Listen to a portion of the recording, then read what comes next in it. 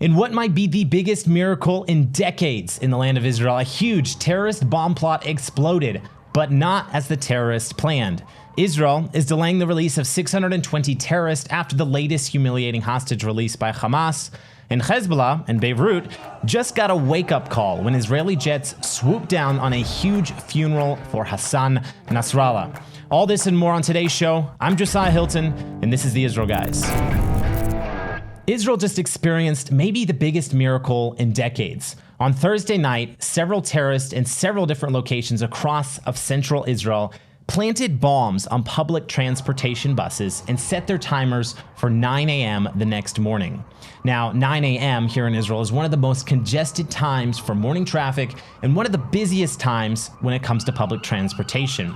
A time when 70 or more people would be cramming into each one of these buses trying to get to work, while hundreds more would be surrounding the buses in rush hour traffic. Bombs exploding at this time in the morning on buses packed with civilians would be devastatingly deadly. But that did not happen. The bombs exploded early. 3 buses exploded Thursday night, at least one of which exploded just minutes after being left empty of passengers. No one was injured. After the police put out a strict warning for all bus drivers in central Israel to stop their buses and check for suspicious items, 2 more bombs were found in the nearby area of Holon. 5 bombs were placed on buses in central Israel Thursday evening, and their timers were set to go off simultaneously on Friday morning. But instead, several of the bombs went off on Thursday night, and not one single person was even slightly injured.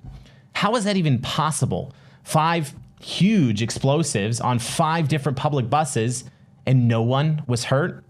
Israel just experienced a huge miracle. Israeli police suspect that the timers for the explosives were set incorrectly, possibly being set at 9 p.m. instead of 9 a.m.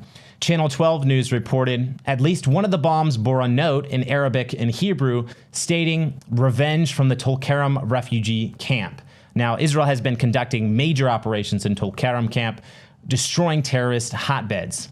After this note was found, Israel Katz, the Israeli defense minister here in Israel, directed the Israeli Defense Forces to increase the intensity of activities to thwart terrorism in the Tulkarem refugee camp and in the refugee camps in Judea and Samaria in general, following what he called serious terrorist attacks attempted in the Tel Aviv area on Thursday night. The former U.S. ambassador to Israel, David Friedman, stated this: Palestinian terrorists were planning a massive attack tomorrow morning. Bombs have been identified on multiple buses and other public transportation that were to be detonated during the morning rush hour. The casualties could have been overwhelming. Thank God this attack was stopped, and may all these terrorists be wiped from the earth before they can kill again. According to the Mariv newspaper, the initial assessment from the security establishment is that the plan for the attack came from, surprise, surprise, Iran, yes, and was carried out by Hamas terrorists from the West Bank. Shin Bet, Israel's security agency here in Israel, identified Iranian involvement in the West Bank by supplying weapons, training terrorists to carry out the attacks, and assembling explosive devices.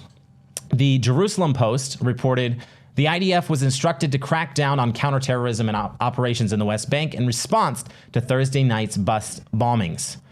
The defense minister, Israel Katz, visited Tulkarem on Friday afternoon and instructed the IDF to increase its activities in the West Bank and to keep a close eye on the terrorists who have just been released from prison during the ceasefire hostage deal in the recent weeks. Around 90 terrorists were arrested across the West Bank during an operation, and more than 15 weapons were found and confiscated. The IDF is keeping a close eye on those terrorists. Highway 60 is a road that runs north to south through the heartland and central mountains of Israel. Highway 60 is the modern name for the biblical highway that has been used for thousands of years. Many of the characters in the Bible, like Abraham, Isaac, Jacob, David, and even Jesus, walked this road daily to travel the land of Israel. That's why we created the Route 60 Biblical Highway Tumbler, A spin off the classic Route 66 logo, this epic insulated tumbler is a great conversation starter and a classy way to show your support of Israel. This 20-ounce drink tumbler keeps your coffee or chai latte hot and your favorite iced drink cold for hours. Get your Route 60 tumbler today and start showing your support for the land of the Bible. Click the link in the description below to purchase your Route 60 tumbler today. After the humiliating hostage ceremony that Hamas put on Saturday, the Prime Minister's office, Prime Minister Benjamin Netanyahu's office, released a statement late Saturday night saying that Israel is delaying the release of the latest batch of terrorists that were supposed to be released on Saturday in exchange for the 6 hostages that got released by Hamas. The statement read thus from the Prime Minister's office: in light of Hamas's repeated violations, including the disgraceful ceremonies dishonoring our hostages and the cynical use of captives for propaganda, it has been decided to delay the release of terrorists scheduled for yesterday until the next hostages are secured for release, without humiliating ceremonies. Following the government's decision, 620 terrorists were taken off the buses that they were already on to take them to the release, and they were put back in their prison cells. Now, I think that this is a smart move by Netanyahu, showing Hamas that they can't just do whatever they want in this ceasefire hostage deal and not expect major consequences for their disgusting actions. Also, the White House, President Trump's White House, has voiced support for this move by Israel.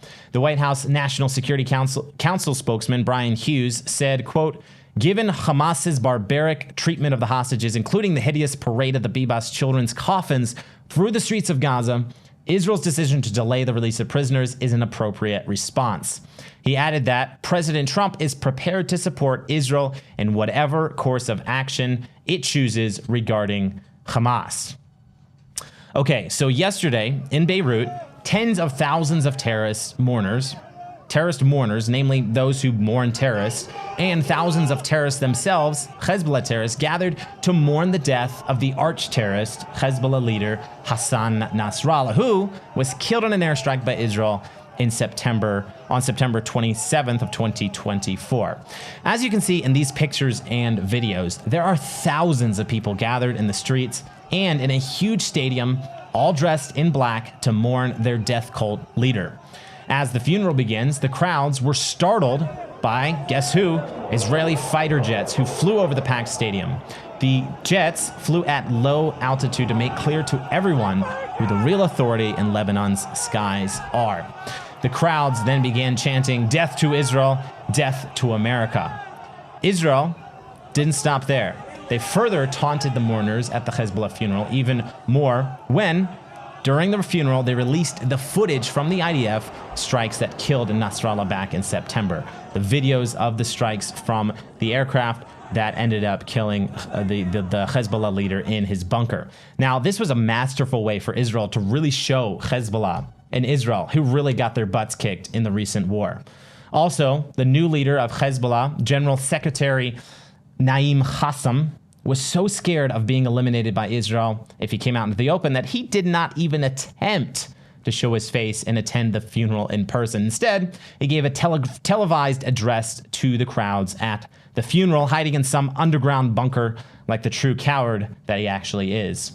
All the while, pictures surfaced on social media of Hezbollah operatives, aka terrorists, attending the funeral, trying to make victory signs with their hands, but not being so successful because of the fact of missing fingers from Israel's brilliant pager operation back in September.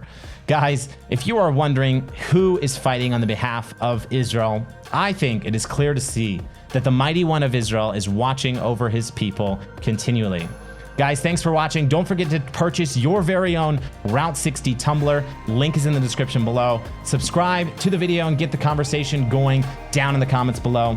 And as always, stop listening to the lies and propaganda and connect with the truth of what is happening in Israel. We'll be back soon here at the Israel Guys.